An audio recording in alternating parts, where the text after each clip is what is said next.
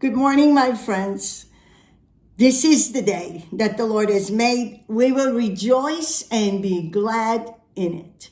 How great is our God? How great is his name?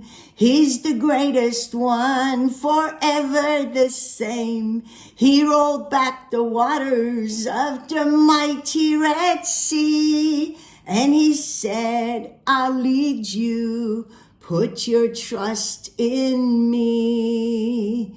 And he said, I'll lead you. Put your trust in me. I learned this song as a young little girl from my daddy. And in Armenian also we sang it, and in English. And it just encourages my heart because yes, God is answering prayers. He is so great and big that we don't even realize how big is our God. And last night, one of the devotionals that a brother brought was, we are like a net. If we are as small as a net that we have in Louisiana, I don't know if you have those things in your country, but they are just a nuisance. And then we are so big beside it, but it is like how big is our God and how little we are, yet he takes notice of us. It says, who are we that you take notice? You visit us, Lord. And he's answering prayers today. He's answering prayers today. So we run to him. And Monday, I was bringing the devotional for the prayer time. We are in 21 days of prayer. And it has been such an encouragement to be in the presence of the Lord, to sit still, be still, and know that he is God. And when I was preparing for Monday night, my eyes fell on these verses. And in fact, I saw a little note right here in this page where I had written that Benjamin had preached on these verses. And I wanted to read them again. And it is in 2 Chronicles chapter 32, verses 7 and 8. And King Hezekiah, has a great army that's coming against him.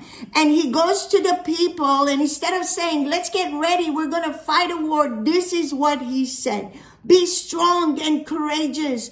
Be not afraid nor dismayed for the king of Assyria, nor for all the multitude that is with him, for there is more with us than him. There be more with us than with him. With him is an arm of flesh, but with us is the Lord our God to help us and to fight our battles. When he spoke to the people, and the people rested themselves with the words of Hezekiah, king of Judah.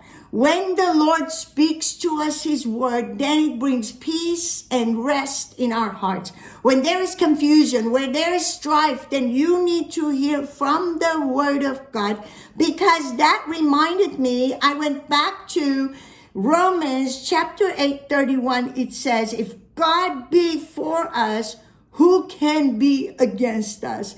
If God be for us, who can be against us? We need to remember his words and then rest in him that he is the Lord our God who will help us and fight our battles. And then in verse 20, for this cause Hezekiah the king, the prophet Isaiah, the son of Amos, prayed and cried to heaven. They were crying and praying to heaven so that he could speak those words and say, be strong and courageous. Don't be afraid, for the Lord our God is here to help us and to fight our battles. And when I went to 1 John 4:4, it says, it's so beautiful. John the disciple, he wrote this, and he said, you are of God, little children, and have overcome them, because greater is he that is in you than he that is in the world. And sometimes the Lord sends an angel, because verse 21, after they prayed, after they cried,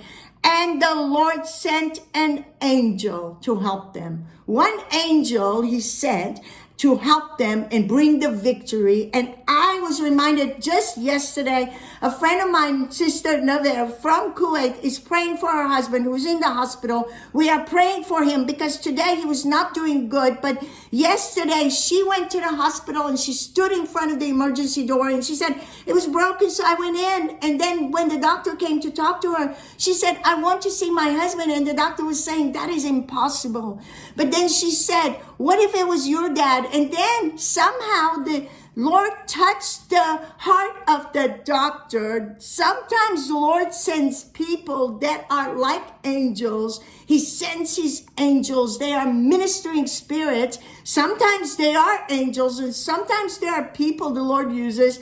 And she took her to see her husband, and she was with him for almost 2 hours praying with her husband, having that time, just her and her husband. And it was so wonderful to hear that God answers prayers. He sends angels. I've had that in my life where there has been situations. One time we were in Los Angeles and we were about 16, 17 of us right after the flood. We had gotten very, very inexpensive tickets to go to Australia, and we didn't want to change them. We needed the refreshing. So when we got to Los Angeles, the desk of Hawaiian Airlines, yes, I'm going to say their names because they were so rude just to me. Everyone else passed and they said, well, your name is not the same. And I showed them my passport. I showed them my credit cards, my license, everything. This is my name. And they just gave me trouble. So I had to buy a new ticket. But by this time, everyone had gotten on the flight.